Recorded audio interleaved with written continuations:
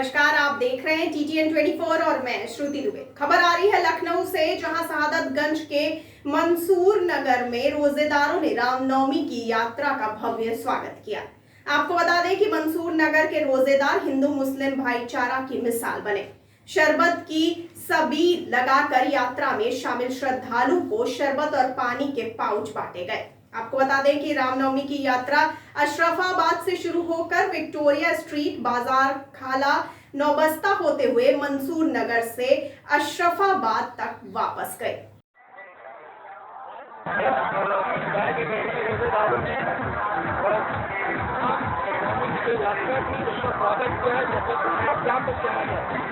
मैं सभी मुस्लिम समुदाय के भाइयों का तहे दिल से शुक्रिया अदा करता हूँ और सभी को रमजान की मुबारकबाद देता हूँ।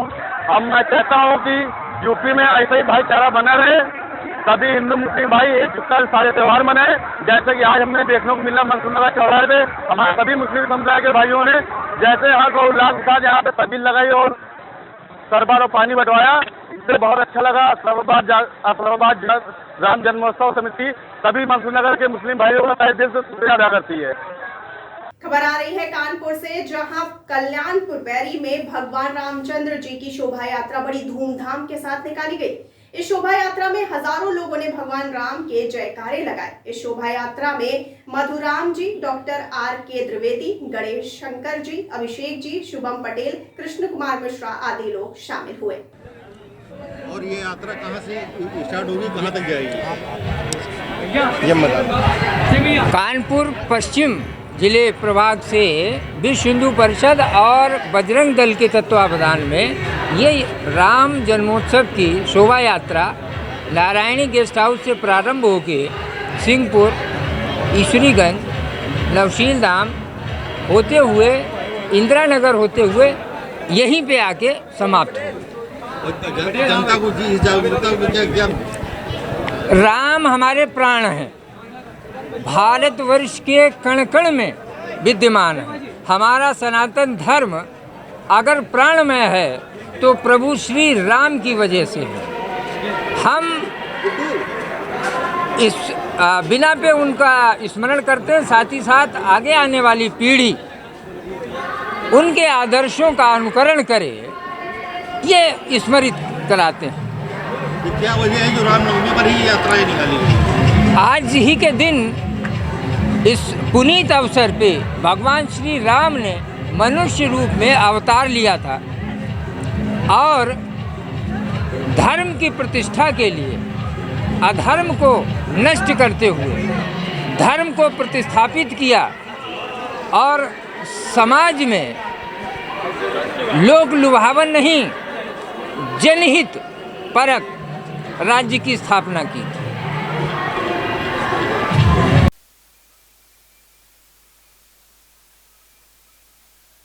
खबर आ रही है मथुरा से, जहां गोवर्धन तहसील के कस्बा सौख में कृष्णा एग्रो एजेंसी के तत्वाधान में क्षेत्रीय किसानों के लिए कृषि को और उपयोगी और अधिक फसल पैदावार बढ़ाने के लिए JCBL कंपनी के सलाहकारों द्वारा विभिन्न प्रकार के आधुनिक उपकरणों के द्वारा कृषि को सरल और सुगम तथा अधिक लाभकारी बनाने के विचार मौजूद किसानों को दिए गए। तत्पश्चात ब्रिज के कलाकारों द्वारा कृष्ण भक्ति में भजन और लोकगीतों से मौजूद किसानों और अन्य जन समूहों को मंत्र मुक्त कर दिया गया।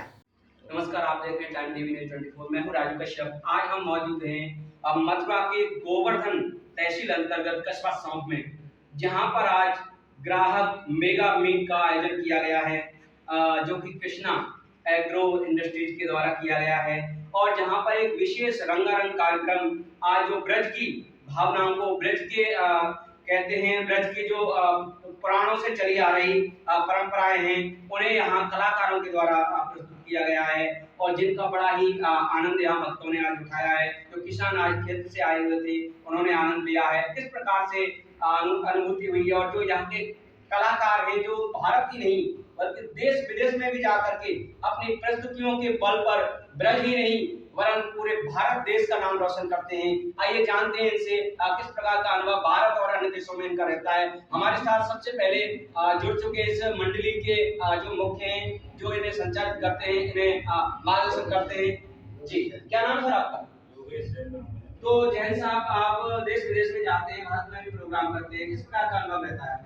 बहुत अच्छा अनुभव रहता है। बहुत ही ज़्यादा इन कलाकारों को प्रोत्साहन मिलता है और अब ये समझ लीजिए कि बहुत आदर के साथ इन कलाकारों, माननीय कृष्ण स्वयं प्रकट हो गए, इस प्रकार से उनका आदर किया जाता है। जैसे आप विदेशों में जाते हैं, अदर लैंग्वेज वाले लोग मिलते हैं, इंग्लिश वाले, डिफरेंट लैंग्वेज भाषाएं रहती हैं, तो किस प्रकार से आप उन्हें संबोधित करते हैं और क्या वो ब्रज के और हमारे भारत देश की परंपरा को कैसे स्वीकार करते हैं? नहीं, जो विदेश में हिंदी भाषी लोग हैं वो हमारे उधर ही कार्यक्रम होते हैं और वही हमारे कार्यक्रमों के श्रोता बनते हैं और भक्त बनते हैं। उन्हीं के मध्य हम जो कार्यक्रम करते हैं। बाकी अन्य जो विदेशी वक्ता वे भी आते हैं, हमारी लीला को देखकर प्रसन्न होते हैं और ताली बजाते हैं। जी, जैसा कि आपने देखा, भारत में, विश्व में भी इन्होंने यहाँ भारत की परंपरा का नाम रोशन किया है। और आइए हमारे साथ जो इस समय जो कलाकार हैं, जो आप देख सकते हैं, जो कहना चाहते हैं कि जो अपनी प्रस्तुति के माध्यम से भारत के परंपरा को देश विदेश में प्रस्तुत कर रहे हैं और बहुत ही आनंद की अनुभूति कर रहे हैं। हम सब कलाकारों को, हमारे दर्शक जो आज टाइम टीवी न्यूज़ 24 देख रहे हैं, हम अपने चैनल के माध्यम से सबको इस ब्रज की परंपरा के लिए और भगवान श्री कृष्ण के आशीर्वाद के साथ अगले प्रोग्राम के लिए उन्हें अपडेट करते हैं। तब तक के लिए नमस्कार। सर, अपना परिचय दें और सर आज जो यहाँ पे ये कस्टमर मीट किया जा रहा है, इसके बारे में जानकारी दें, क्या प्रोग्राम है यहाँ? मेरा नाम मलकियत सिंह है, मैं JCBL कंपनी में सेल्स मार्केटिंग हेड हूँ और आज शौक एरिया में श्याम जी हैं, इनके यहाँ पे मेगा मीट की जा रही है। इसमें हमारे सारे इम्प्लीमेंट्स यहाँ पे इंट्रोड्यूस करवाए जाएंगे और लोगों को इनके बारे में बताया जाएगा। तो जो ये इम्प्लीमेंट्स हैं, इनसे जो आम किसान हैं इस क्षेत्र के, उन्हें किस प्रकार से फ़ायदा होता है और क्या खूबियाँ हैं? ऐसा है, जितने भी प्रोडक्ट बनाए जाते हैं वो सारी जो हमारा पास जो इंफ्रास्ट्रक्चर है या जो हमारे पास जो मशीनरी है, वो ऐसी मशीनरी है कि जिससे कि इम्प्लीमेंट्स सालों साल उनका चलेगा, उसमें कोई प्रॉब्लम नहीं आएगी और उसी की वजह से ये प्रोडक्ट हमने इस एरिया में इंट्रोड्यूस किए। क्या ये क्षेत्रीय किसानों को खेतीबाड़ी में उनकी पैदावार बढ़ाने में उपयोगी है? पैदावार बढ़ाने के लिए तो आज सारे ही इम्प्लीमेंट्स बने हैं, चाहे रोटावेटर है, चाहे लेजर लेवलर है, चाहे जो भी जितने भी इम्प्लीमेंट्स हैं, वो सारे किसान की पैदावार बढ़ाने के लिए ही है। पहले किसान बैलों से खेती किया करते थे, आजकल वो सारे काम एक ही काम, रोटावेटर सारे 3 काम इकट्ठे कर देता है। तो आप किसानों को संदेश देना चाहेंगे? मैं तो किसानों से ये कहूँगा कि वो JCBL के प्रोडक्ट ज़्यादा से ज़्यादा खरीदें और ज़्यादा से ज़्यादा इनसे लाभ उठाएं। खबर आ रही है झारखंड के बोकारो से, जहां जिला निर्वाचन पदाधिकारी सह उपायुक्त श्री कुलदीप चौधरी की अध्यक्षता में समाहरणालय सभा कक्ष में त्रिस्तरीय पंचायत चुनाव को लेकर किए गए तैयारियों के संबंध में मीडिया को जानकारी दी गई। उपायुक्त श्री चौधरी ने कहा कि जिले में कुल 4 चरणों में चुनाव संपन्न कराया जाएगा। आयोग ने दिनांक 9 अप्रैल को त्रिस्तरीय पंचायत निर्वाचन 2022 की अधिसूचना जारी कर दी है, जिसके अंतर्गत बोकारो जिला में कुल 2958 बूथों पर 4 चरणों में यह कार्य किया जाएगा। प्रथम फेज़ में गोमिया एवं पेटरवार, द्वितीय फेज़ में बेरमो, पसमार, चंद्रपुरा एवं चौथे फेज़ में चास एवं चंदनक्यारी रहेंगे, जिनकी तिथियां प्रथम फेज़ के लिए 14 मई को निर्वाचन की तिथि एवं 17 मतदान की तिथि एवं 17 मई को मतगणना की तिथि। दूसरे फेज़ में 19 मई को वोटिंग है और 22 मई को काउंटिंग। तीसरे फेज़ में 24 मई को वोटिंग है। चौथे फेज़ में 27 मई को वोटिंग है और दोनों तीसरे और चौथे फेज़ की काउंटिंग एक साथ 31 मई को होगी। त्रिस्तरीय पंचायत चुनाव में जिला परिषद के लिए कुल 31 सदस्यों के लिए, पंचायत समिति पर 29 एवं मुखिया पद के लिए 249 पदों पर निर्वाचन की कार्रवाई की जाएगी। वार्ड मेंबर के लिए 2958 और पंचायत समिति के जो सदस्य हैं उसका क्रमांक 2994 था, जिसको त्रुटिवश 29 बोल दिया गया है। ये 4 फेज़ में किया जाएगा। इसके तहत बृहद रूप से तैयारियां पूर्व में की गई हैं और अधिसूचना के बाद जो शेष तैयारियां हैं वो की जाएंगी। इस क्रम में जिला के सभी बूथों का भौतिक निरीक्षण कर लिया गया है। वहां पर आधारभूत सुविधाएं उपलब्ध कराने के लिए जो क्रम में कार्रवाई की गई है, साथ के साथ आने वाले समय में सभी बूथों का रूट चार्ट बनाने का कार्रवाई भी किया जाएगा। पुलिस अधीक्षक और सभी के साथ मिलकर सभी थाना प्रभारी और प्रखंड अंचल अधिकारियों के साथ समन्वय स्थापित करते हुए संवेदनशीलता की प्रोफाइलिंग भी जिला में की गई है, जिसके बारे में विस्तार में पुलिस अधीक्षक महोदय आप लोगों को बताएंगे। कुल कितने वोटर हैं, नए वोटर मिलाकर? कुल 11,27,824 मतदाता इस चुनाव में भाग लेंगे, जिसमें पुरुष मतदाताओं की संख्या 5,86,002 है, महिला मतदाताओं की संख्या 5,41,815 एवं अन्य 7 मतदाता हैं। नए वोटर में अति संवेदनशील कुल 436 भवन में है, जिसमें 884 बूथ रहेंगे। संवेदनशील में अभी तक की स्थिति के अनुसार 1545 बूथों को रखा गया है और सामान्य में 529 बूथों को अभी तक रखा गया है। लखनऊ से बड़ी खबर आ रही है, जहां मुख्यमंत्री योगी आदित्यनाथ की फोटो से अभद्रता की गई। जी हां, बाजार खाला क्षेत्र में सीएम की फोटो वाली होल्डिंग के साथ अभद्रता की गई। सीएम की फोटो पर अराजक तत्वों ने पान मसाला खाकर थूक दिया। कल रात में लगाई गई होल्डिंग पर किसी अराजक तत्वों ने पान मसाला थूका है। सूचना पर भाजपा कार्यकर्ता व पुलिस मौके पे पहुंच गई। आपको बता दें कि यह मामला बाजार खाला थाना क्षेत्र की बताई जा रही है। सर, खाला बाजार में एक मामला आया है, क्या है पूरा मामला? किसी एक पोस्टर से छेड़छाड़ करने से संबंधित एक सूचना आई है और इस सूचना पर संगत धाराओं में अभियोग पंजीकृत किया गया है। हम इस जो ये सूचना है और इसके संबंध में हम लोगों ने 4 टीमों का गठन किया है कि आखिर ये कैसे हुआ, और निश्चित तौर पे जो भी जिन्होंने भी ऐसा किया है उसके विरुद्ध कठोरतम कार्रवाई सुनिश्चित की है। कौन सी धाराएं लगी हैं सर, और क्या कुछ चीज़ें चूँकि विवेचना का अंग होती हैं और इसके बस मैं ये कहना चाहूँगा अभियोग पंजीकृत किया जा चुका है और हम और इस समय सीनियर अधिकारी हम लोग सब इसकी मॉनिटरिंग कर रहे हैं और निश्चित तौर पे जो भी अभियुक्त हैं हम आज ही उनको ट्रेस करेंगे और उनके विरुद्ध कठोरतम कार्रवाई सुनिश्चित करेंगे।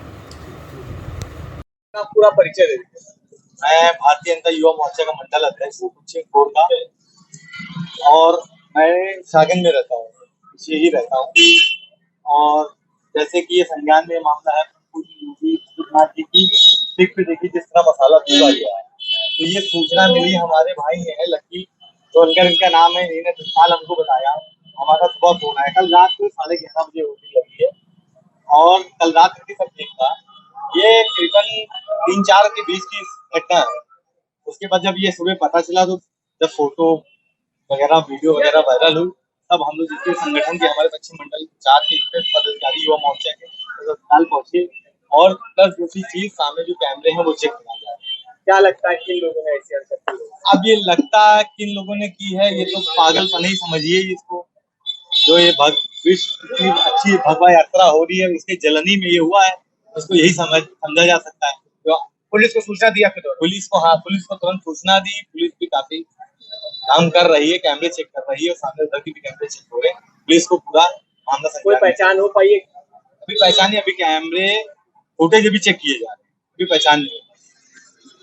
खबर आ रही है बस्ती से, जहां एसपी आशीष श्रीवास्तव के निर्देश पर जाली नोटों के साथ अभियुक्त पुलिस के हत्थे चढ़ा। आपको बता दें कि पुलिस ने 2 अभियुक्तों को गिरफ्तार किया है। एसएचओ रामकृष्ण मिश्रा ने पुलिस टीम के साथ जाली नोट के कारोबारी को गिरफ्तार किया। पुलिस ने अभियुक्त आभास कुमार उर्फ सर्वेंद्र जितेंद्र कुमार सोनी को गिरफ्तार किया है। पुलिस ने अभियुक्तों के पास से 52,400 रुपए की जाली करेंसी बरामद की है। कल 9 अप्रैल की रात में 8 बजे अपराध और अपराधियों की रोकथाम के लिए चलाए गए अभियान के तहत सोनाहा पुलिस ने एक सराहनीय कार्य किया है। इन्होंने 2 अभियुक्तों को वाहन चेकिंग के दौरान गिरफ्तार किया, जिनके पास से नकली नोट बरामद हुए। बाद में पूछताछ करने से इन्होंने बताया कि इंटरनेट में किसी खबर को पढ़ करके इनके दिमाग में आइडिया आया और इन्होंने अपने पास रखे हुए स्कैनर, प्रिंटर और लैपटॉप के माध्यम से कुछ नकली नोट छापे और उनको मार्केट में चला करके देखा। जब वो नोट चल गए तो उसी संबंध में उनके द्वारा करीब 52,400 रुपये के नोट, जो 500 और 200 रुपये की मुद्रा में थे, छाप करके आज रात में उसको मार्केट में चलाने का प्रयास किया जा रहा था। उनके कब्जे से ये 52,400 रुपये के नकली नोट बरामद कर लिए गए हैं। इसके अतिरिक्त अन्य 90 नोट जो अध छपे हैं वो भी बरामद किए गए हैं और जो प्रिंटिंग की सामग्री है जैसे लैपटॉप, स्कैनर और प्रिंटर, इसको भी बरामद कर लिया गया है। इन्होंने पूछताछ में किसी अन्य साथी के होने की सूचना नहीं दी। इतना अच्छा कार्य करने के लिए पूरी सोनाहा की जो टीम है जिसने ये कार्रवाई करी, उनको 10,000 रुपये का इनाम मेरी तरफ से दिया जा रहा है। खबर आ रही है कुशीनगर से, जहां रामनवमी के अवसर पर श्री राम जानकी मंदिर मठ कस्या में विगत वर्षों की भांति पुजारी देवनारायण शरण की देखरेख में रविवार को दोपहर 12 बजे हर्षोल्लास के साथ धूमधाम से श्री राम जन्मोत्सव मनाया गया एवं महाआरती के साथ उपस्थित श्रद्धालुओं में महाप्रसाद का वितरण हुआ। इसके पूर्व सुबह से ही मंदिर में पूजन, भजन, कीर्तन चल रहा था।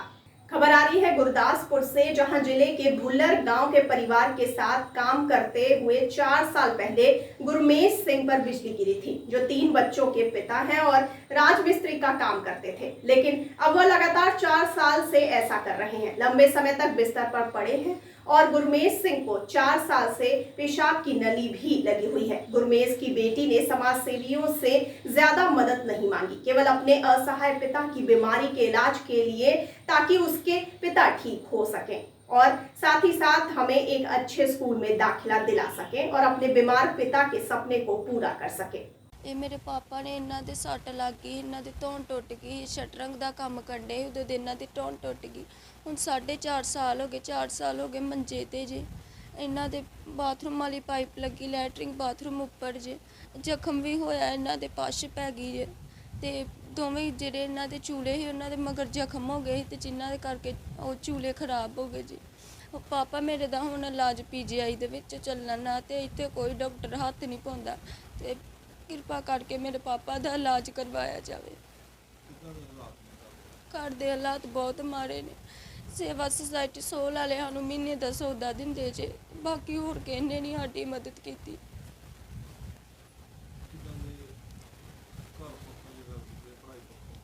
ਪੜ੍ਹਾਈ ਪਹਿਲਾਂ ਹੀ ਪਾਪਾ ਮੇਰੇ ਨੇ ਜਦੋਂ ਠੀਕ ਠਾਕ ਹੁੰਦੇ ਸੀ ਉਦੋਂ ਸਾਨੂੰ ਪਹਿਲਾਂ ਪ੍ਰਾਈਵੇਟ ਸਕੂਲ ਦੇ ਵਿੱਚ ਪਾਇਆ ਸੀ। ਜਦੋਂ ਦੀ ਮੇਰੇ ਪਾਪਾ ਦੇ ਸੱਟ ਲੱਗੀ ਉਦੋਂ ਦੇ ਸਰਕਾਰੀ ਸਕੂਲੇ ਸਾਡੇ ਪਿੰਡ ਹੈਗਾ ਸੀ, ਉੱਥੇ ਪੜ੍ਹਦੇ ਜੇ। ਹਾਂਜੀ, ਜਦੋਂ ਮੇਰੇ ਪਾਪਾ ਠੀਕ ਹੋ ਜਾਣ, ਇਲਾਜ ਕਰਵਾ ਦੇਣ ਤੇ ਮੇਰੇ ਪਾਪਾ ਜਿਹੜੇ ਉਹਨਾਂ ਨੇ ਸੁਪਨੇ ਵੇਖੇ ਸਾਡੇ ਲਈ, ਉਹ ਸਾਡੇ ਲਈ ਪੂਰੇ ਕਰ ਸਕਣ, ਸਾਨੂੰ ਵਧੀਆ ਤੋਂ ਵਧੀਆ ਸਕੂਲੇ ਪਾ ਕੇ। ਮੇਰੇ ਕਰੰਟ ਲੱਗ ਗਿਆ ਸੀ ਜੀ 2018 ਦੀ ਗੱਲ ਵਾ ਜੀ। 4 ਸਾਲ ਹੀ ਹੋ ਗਏ ਆ ਜੀ, 1 ਮਹੀਨੇ ਤੱਕ 4 ਸਾਲ ਹੋ ਜਾਣੇ ਆ ਤੇ ਉਦੋਂ ਤੋਂ ਇਦਾਂ ਹੀ ਬਹੁਤ ਤੰਗੀ ਆ ਜੀ। ਇਲਾਜ ਨਹੀਂ ਹੋ ਰਿਹਾ ਮੇਰਾ, ਲੱਤਾਂ ਦਾ ਵੀ ਚੂਲੇ ਦਾ ਵੀ ਬੜੀ ਮੁਸ਼ਕਲ ਆ ਜੀ। ਹਾਂਜੀ, ਘਰ ਦਾ ਗੁਜ਼ਾਰਾ ਬੜੀ ਮੁਸ਼ਕਲ ਆ ਜੀ। ਪਹਿਲਾਂ ਦਿੰਦੇ ਹੁੰਦੇ ਰਿਸ਼ਤੇਦਾਰ ਮਦਦ ਕਰਦੇ, ਯਾਰ ਦੋਸਤ ਵੀ, ਹੁਣ ਸਾਰੇ ਪਿਛਾਂਹ ਹੋ ਗਏ ਆ ਜੀ। ਚਲੋ ਅਸੀਂ ਮਾਈ ਭਾਗੋ ਸੇਵਾ ਸੁਸਾਇਟੀ ਵਾਲੇ ਵਿਚਾਰੇ ਉਹ ਸਾਡੀ ਮਦਦ ਕਰਦੇ ਆ, ਮਹਾਰਾਜ ਉਹਨਾਂ ਨੂੰ ਹੋਰ ਦੇਵੇ ਤੇ ਅਸੀਂ ਦਾਨੀ ਸੱਜਣਾ ਗਾਰੀ ਬੇਨਤੀ ਕਰਦਾ ਵਾਂ ਵੀ ਮੇਰਾ ਇਲਾਜ ਕਰਾ ਦਿਓ, ਮੇਰੇ ਬੱਚਿਆਂ ਦੀ ਪੜ੍ਹਾਈ ਕਰਾ ਦਿਓ ਵਧੀਆ। ਉਹਨਾਂ ਦੇ ਵੀ ਸੁਪਨੇ ਆ ਵਧੀਆ ਪੜ੍ਹੀਏ ਕਿਤੇ ਅਸੀਂ ਤੇ ਕਿਤੇ ਵਧੀਆ ਲੱਗੀਏ, ਇੱਕ ਅਫਸਰ ਬਣੀਏ ਅਸੀਂ। ਇਹੀ ਅਪੀਲ ਕਰਦਾ ਦਾਨੀ ਸੱਜਣਾ ਗਾਰੀ ਜੋ ਸੰਸਥਾ।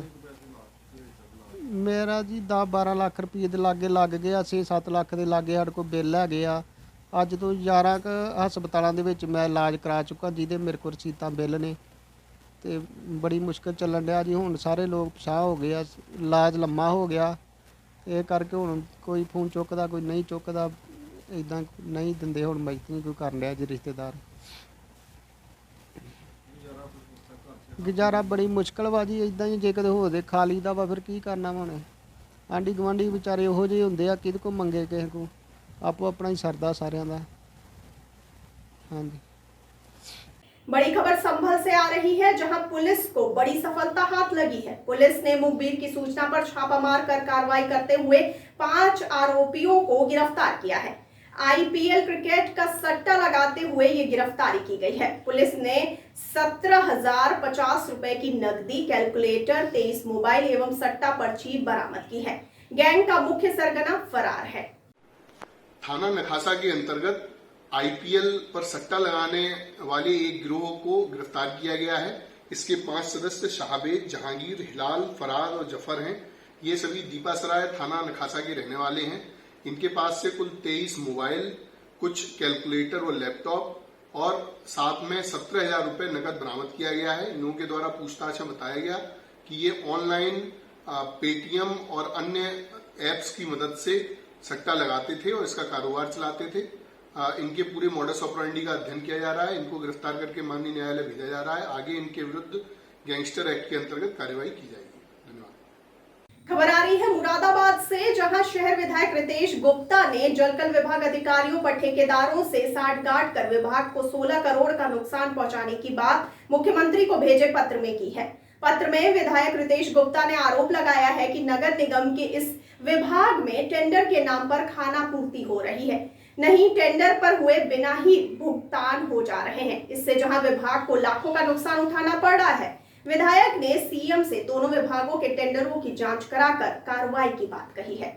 विधायक जी से भी शिकायत की, आपसे भी कहा होगा, क्या लगता है आपको, तो आप किस स्तर से जांच करेंगे? 2 वर्ष पूर्व 3 वर्ष पूर्व सदन की बैठक में ये मुद्दा उठा था और तब हमने इसके जांच के आदेश दिए थे सदन के द्वारा, और सदन के आदेश के बाद नगर आयुक्त महोदय ने अपने स्तर से एक जांच कमेटी बैठाकर जांच कराई थी।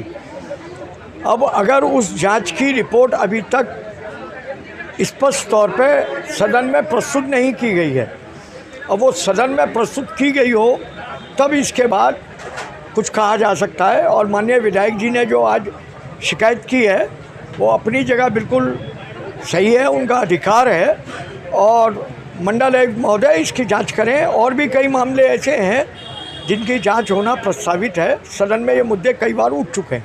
क्या वजह इस तरह का ये घोटाला सामने आया है? अभी घोटाला नहीं कह सकते इसको बिल्कुल भी। जो अनियमितता यदि कोई हुई है तो उसमें दोषियों पर कार्रवाई की मांग की गई है।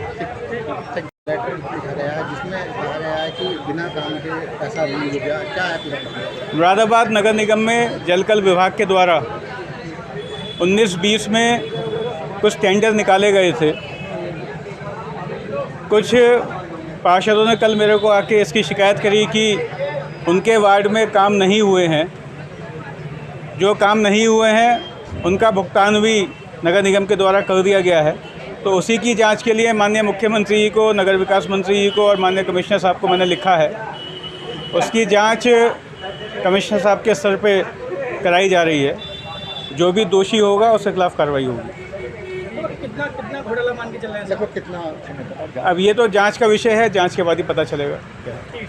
तो ये थी इस वक्त की बड़ी खबर। आगे खबरों के लिए बने रहिए TTN 24 के साथ। मुझे दीजिए इजाजत, नमस्कार।